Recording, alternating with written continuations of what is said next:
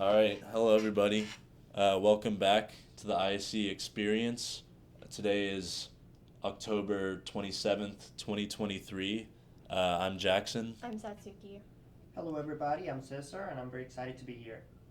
Yes, Cesar is joining us today to talk to us a little bit about a couple of experiences he's had, both in the ISE department and outside of it, in an internship experience. So, we're really excited to talk to him today. So, we'll just get right into it. First, talking about your research experience in ISE. So, could you state kind of exactly what area of research you were in ISE and like who you worked for and with? Definitely. ISE has this active learning videos, which I'm pretty sure you've seen in many of your classes, or if you haven't, you're gonna definitely see them either for um, internet economy or simulation. Uh An huh. active learning video is like a regular video that sometimes stops and it asks you to complete either a task or a question that you need to complete in order to be able to finish this homework, basically.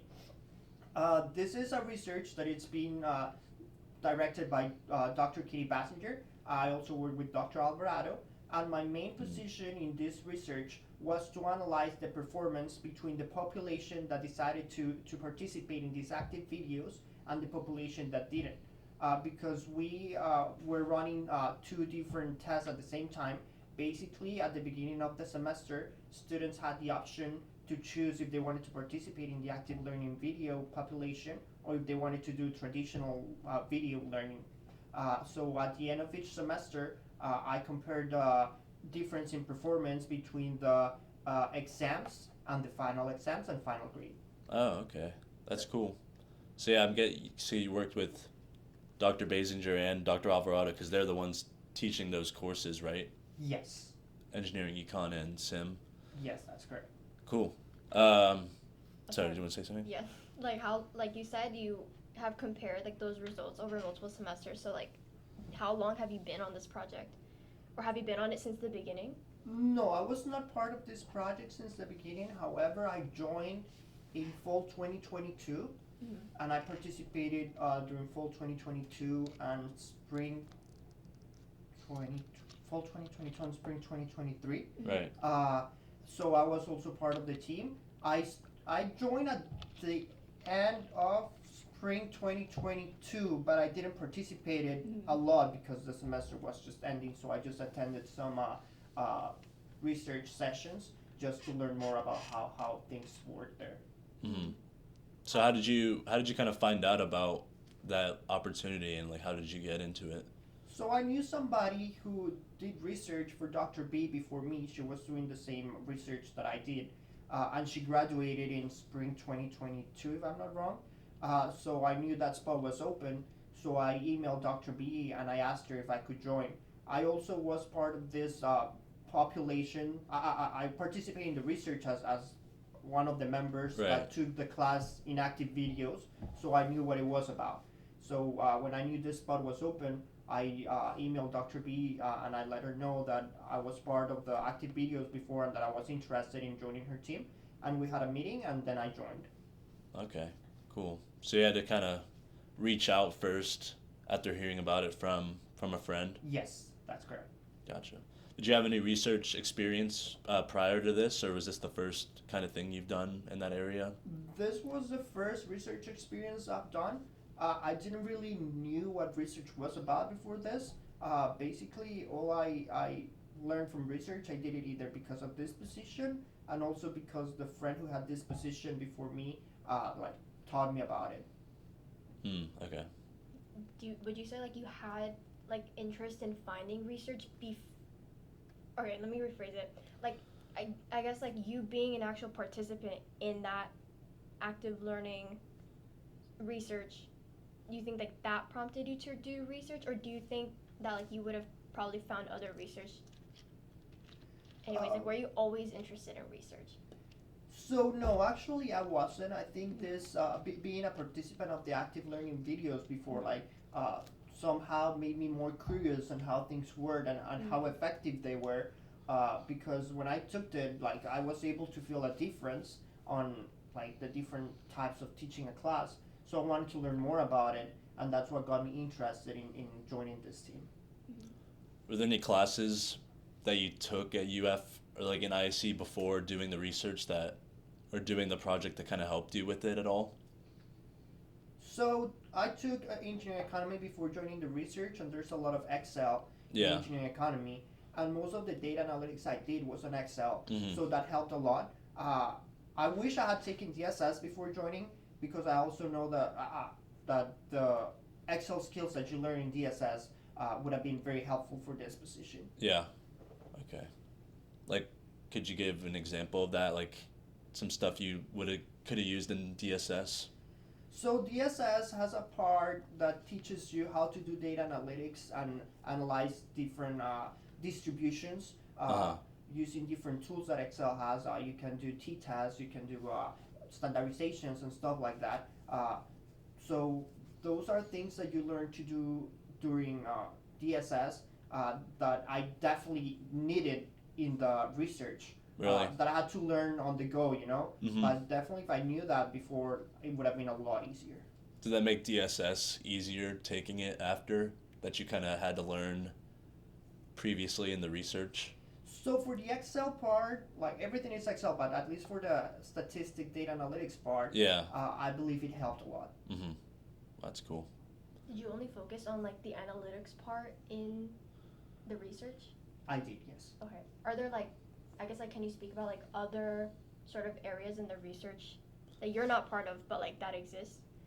Like, are there, there's the analytics part, but is there like maybe another thing that's being worked on by someone else maybe? So there's the data gathering part, because basically I got all the data from Dr. B, but she also gathers the data because she has to go over everybody's test results and then translate them, because I'm not able to work with their names. So basically we use like an identification number that is created by her.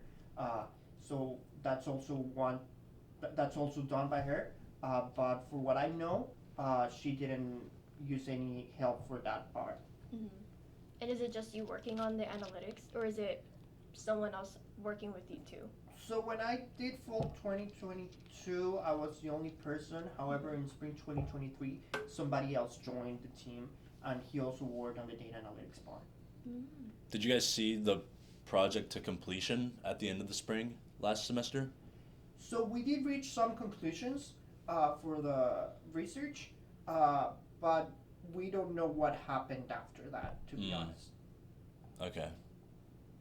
Wait, So, go ahead. Oh, like did you end in spring 2020 or this spring, or are you still continuing it this semester? I'm not continuing this semester the Okay. research. Mhm. Yeah. But like the research is still ongoing. For what I know, it's not. Oh, like it actually ended already. Yeah. So now they're kind of deciding what to do with the conclusions you guys reached. I know Dr. B has some other projects that she wants to pursue. I'm not allowed to talk about that here, but it's very interesting, and I'm actually very, very curious to see how that goes. Are you gonna try and jump on that, or just not really enough time since you're graduating soon? I don't know if there is enough time, but hopefully there is, because I think it's gonna be very interesting.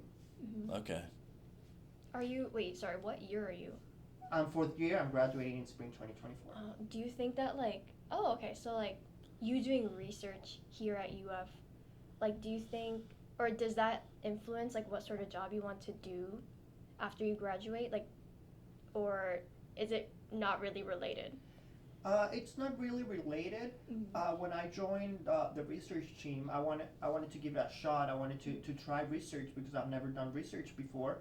Even though it's something very cool, and I think you get to learn a lot, I have different career goals that are not aligned to research. So it's like you got a little bit of taste of research just to experience what it is, but then just kind of leave that at UF and then not really go forward. Yes. Did you learn any skills or like topics that you think will be helpful or useful for you in the future? So as I mentioned before, there's a lot of data analytics that I did in this research that was not only helpful for DSS, but it's been helpful for different other stuff that I've done.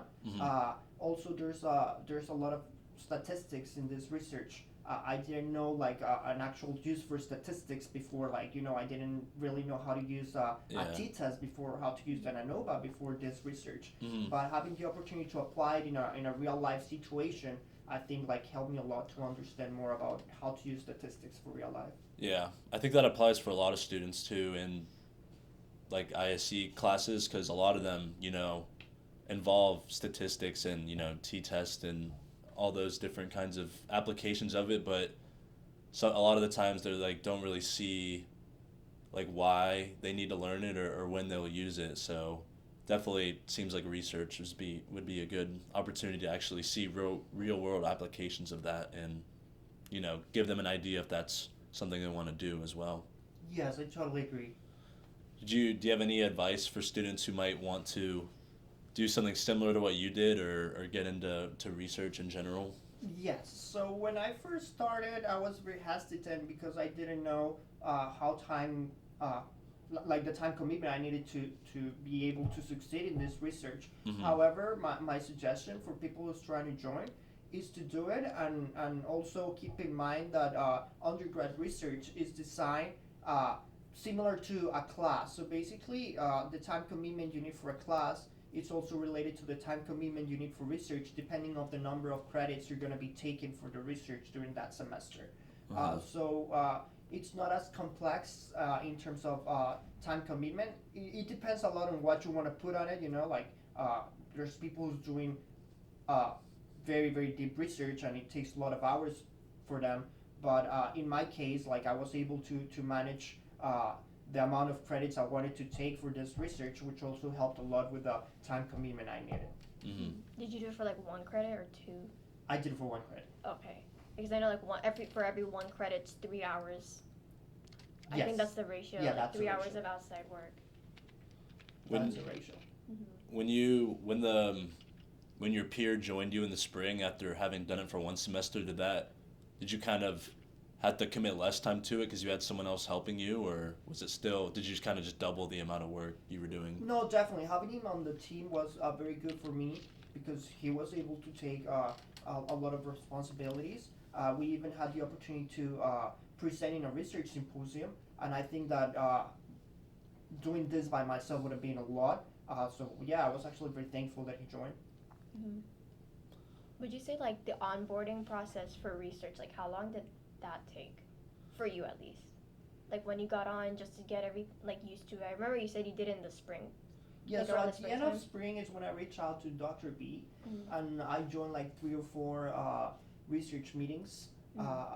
But I started like doing tasks in the beginning of fall semester. Mm-hmm. So I think the onboarding process, it depends on the situation. I know that for my peer, it took him less time. Like he was able to start working on the project as soon as he joined. So it depends on like where the project is at the moment you join. Did you have to were you kind of in contact over the summer too and joining any meetings then, or was it kind of a break before you came back for the fall and then you really got into it? It was a kind of a break because I went on an internship during that summer. Yeah. So the research meetings happened during business hours, and I was not able to join. Gotcha. That makes sense. Yeah. All right. Go ahead. Oh, just to wrap up the internship, or no, the research experience before moving on to the internship, like, for people that are interested in joining research, I guess, like, how much, I remember you said you did 1 credit for 3 hours, but in terms of semesters, do you have an idea of how many semesters are typically you have to commit for to do research? Or are you allowed to literally just do 1 semester and then never work on it again?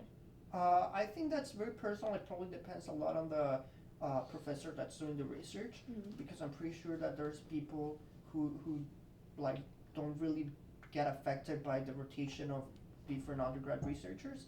But I'm pretty sure that there's other professors that do need people who stay there for a longer time because of the learning curve that you need. Mm. Makes sense. Gotcha. Well, thanks for talking to us about that. It definitely seems like just with what you did and like research and ISE in general, it seems like you can really see how the curriculum you're learning and topics really like apply to real life scenarios. So definitely if if you're interested in learning about that, research seems like the way to go. And don't be hesitant to reach out to your professors and just ask, tell them that you're interested in research and see what opportunities they might have for you. Because the worst thing they could say is just no, but they'll keep you in mind, I'm assuming. Definitely. All right. Well, now we can transition and talk a little bit about your internship that you had over the summer. So could you just go ahead and kind of state what company and department you interned for? Sure. So for summer 2022, I interned for General Dynamics, which is a national defense company. In General Dynamics, I interned as an engineering intern. Then for summer 2023, I interned for Bank of America under their Global Technology Program. And inside the Global Technology Program, I was part of the data management team. Okay. Well. Yeah, so I guess since it's more fresh, I'm sure, in your mind, because it was just last summer, we could talk about your Bank of America internship. How did you find out about that experience and end up getting that role?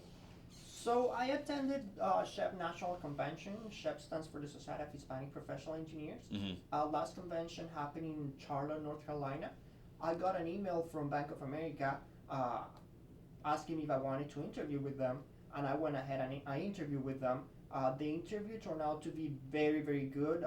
The interviewer was so nice. I felt so motivated by him that I was like, I need to join this company. I need to be part of this. Yeah. Something very cool happened from that interview.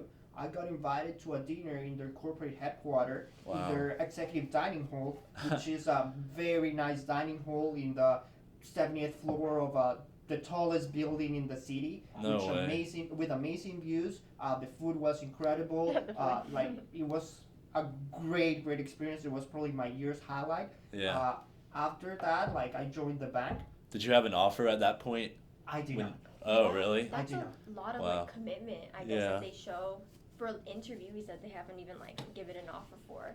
That gives as a company they have to know, that leaves an impression. It does, and that's why I felt that I needed to be part of this company, because if they were doing that for me as just an interview, I think that they do care about their employees a lot. So definitely, it was something I need to be part of. And you said you worked as a technology department as a data management intern. So they have a program. The name of the program is Global Technology Program. There's a lot of different positions inside that program, but the position I had was data management. And are you allowed to speak a little bit about what that is? Of course. So my personal team was the Erica team. For those of you who do not bank with Bank of America, Bank of America has a personal assistant. Her name is Erica. It's like Siri or Alexa. You can talk to her and ask her different questions, or to transfer money to somebody, or to analyze your expenses from Walmart for the last month and stuff like that. So I was part of the team that monitors the models that make up for Erica. Well, see, I personally do not bank with Bank of America, so that was completely new to me. What? Never mind, I lost my question. Did you have any? I know you said you had a prior internship with General Dynamics. Did you learn anything from that role that helped you in this new one last summer? Yes, I did. It was more about soft skills, because my engineering role at General Dynamics had more to do with manufacturing, while my role in Bank of America had to do more with technology. But I learned that people always want to help you, so it's also necessary to reach out to different people in the organization in order to get help with the areas that you don't know anything about, and that's something common. It happens that you don't know things on different projects or different areas in the company. So it's always important to reach out. And I also learned that networking is working, and that your network is your net worth. So that's a very important aspect of your professional life. It's a bar. Network is your net worth, right? Is that what you said? Yeah, I was. That's something that the chief technology officer from Bank of America shared with me. I was able to hold a one-on-one meeting with him. Wow, really? Yeah. And he said that phrase to me, and I think that's a very smart phrase. Definitely. Is that sort of experience with speaking or having lunch with the higher ups, is that common for interns? So I didn't have lunch with him. I just had a one-on-one meeting with him. I don't believe it's common for interns. Yeah, I think like you're saying about or like knowing to reach out for help. I think that's definitely something a lot of students learn in their first internship, like because that going into it, they don't really, they're not sure how much they're supposed to know, and like they get kind of scared to ask for help because they don't want to like seem like they're not qualified or whatever. But really, like it's important. Just you know, everyone there like has been in the same shoes as you. They know like you're gonna have questions, so definitely learn not to be afraid to ask. But adding to that, I don't believe that's something that only happens to interns. That's also something that happens to people with a lot of experience in the company, because the Mm-hmm. company has a lot of teams that make a lot of different things. Mm-hmm. And you're very, like focused on one certain area. But there's a lot of cross functions and a lot of teamwork. So there's always something that you're not gonna know. So you're always gonna be reaching out to people. Mm-hmm. Yeah. Teamwork makes the dream work. Yep. And like, does Bank of America, like when interning, like you can see that they like really, I guess, promote that idea of like, if I don't know something, you're free to ask someone for help, or like they kind of foster that sort of like curiosity within the interns, and they kind of let you like act on that. Of course, they promote a lot curiosity. There's a lot of good things that come out of curiosity. So yeah, they do promote it, and they try to like integrate you to different, uh, not different teams, but to different people that can help you in different areas. And if they cannot do it, they're always gonna direct you to the right person. Mm-hmm. So I know this is more of like an information systems area, like computer science. But is there any courses that you took like in the ISE curriculum that helped you in that data management role? So maybe data analytics one, Yeah. uh, because even though I didn't program for this position, because it was more like administrative, Mm-hmm. like I did see some code, but I think that was about it, to be honest. Yeah. So just kind of. I do believe that also VBNet and DSS like have some basic concepts that can translate to other skills that I definitely used in my internship. Mm-hmm. But yeah. Got it. I know you said research didn't quite like influence what you wanted to do in the future, but do you think, or would you say that your Bank of America internship has an influence on what you want to do after graduating? Yes, it does. Yes, it does, because I think that I want to keep working with technology in the future. Technology is super broad, like working on technology doesn't necessarily mean you're going to be writing code the whole day. Like, there's a lot of different stuff. So, yeah, that was very eye opening for me, because I thought that technology was just like coding and stuff like that. Right. But being able to see how technology works in a professional setup made me realize that's something I want to do in the future. Yeah. Yeah. Technology's only getting smarter, and it's gonna be changing like forever. So it's definitely a good place to try and find a career in. Yes, and when you realize all the cool things that are happening with technology, like it makes you like see things from a different perspective, because now that I was able to learn more about this, I was able to realize all the different things that are happening with stuff like just calling to a call center. Like there's a Mm-hmm. lot of technology going behind that. Even generative artificial intelligence is used for call centers. So Yeah. those are things that go for granted, and you don't even think about when you call a call center. Mm-hmm. No, definitely. Um, I know, like usually in people in ISC, I feel like they don't go toward like technology, kind of leaning internships or jobs. I feel like a lot of people stick toward like manufacturing and stuff like that. But would you, I guess, like just based on your experience, would you encourage like more ISC students to find those like technology roles? I feel like our background isn't entirely technology though. So even though that might be a deterrent, I guess that's a good word for like ISC students to Mm-hmm. kind of not choose those roles. Like from your experience, would you encourage us to do that? So I think it depends a lot on your personal goals Mm-hmm. and your personal interest. I think that there's actually a lot of people from ISE that are having technology related jobs, so I think that's very cool. But it depends a lot on your goals. Like there's probably people who want to become supply chain associate, and that's all right. And if they don't want anything to do with technology, that's all right too, you know? Mm-hmm. But I guess it's like good for the listeners to know that like there are those opportunities open. Oh, definitely. For us, yeah. Definitely, and as I mentioned before, technology is not only coding. There's a lot of different positions inside the technology world that ISE people can definitely do. Mm-hmm. Yeah, I see. Definitely. You can do so many different things with that degree. All right. Well, thanks for talking about that. I think I didn't have any other questions about that. I think a good question to end off the podcast would be, you know, what advice do you have for your peers who are, you know, like Bank of America is like a big company, you know, but in terms of, you know, like having not the courage, but I don't know a better word than that, but like what advice I guess would you have for students that want to work in a big company? Like what, you know, like you have to really make an impression on a big company to land the role that you have gotten. So like in terms of the impression that you think you made on Bank of America, like what advice do you have for students to do kind of the same? So I think that the best advice to join a big company is to understand that a big company breaks down in small divisions. And these small divisions are still huge. They can even be as big as a Fortune 100 company, but they still keep dividing and dividing and dividing.